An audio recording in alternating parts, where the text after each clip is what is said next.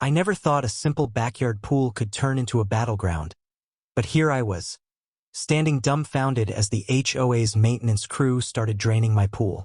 Just like that, without warning or a single polite notice.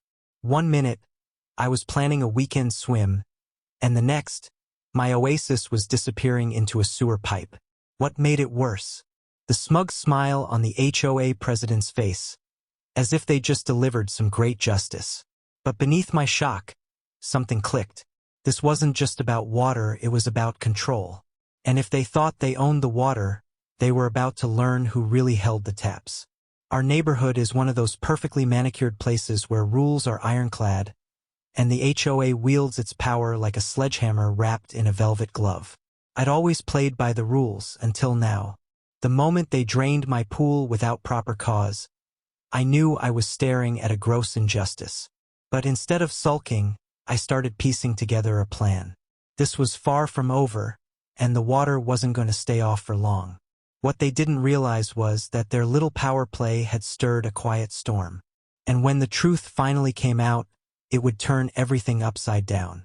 The whole thing began with a few whispers around the block, the HOA insisting on mandatory inspections that felt less about safety and more about control.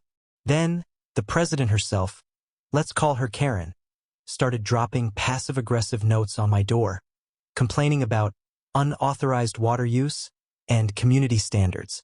First, I laughed it off. Surely they wouldn't dare touch my pool, right? But tension built slowly. The neighbors started avoiding eye contact. The usual weekend chatter turned into hushed gossip. Karen's tone grew sharper, and those notes became demands. One afternoon, I caught the maintenance crew surveying my backyard with suspicious looks. My gut told me this was no ordinary inspection. Just as I prepared to confront them, my phone buzzed. A text from Karen, dry and triumphant. Starting pool draining tomorrow. Compliance is not optional. That was just the beginning. What followed felt like a surreal nightmare. First came the fines, 1, 2, 3, stacking up faster than I could blink. Then, threats to restrict access to community facilities. Next, petty sabotage. The sprinkler system mysteriously shut off, the pool heater disabled, and worst of all, neighbors suddenly concerned about my water usage. Each incident was a jab, a reminder that the HOA was tightening its grip. But amid the chaos, moments of dark humor kept me going. Like the day Karen herself slipped in my backyard mud trying to sneak a look at the empty pool. I couldn't help but laugh.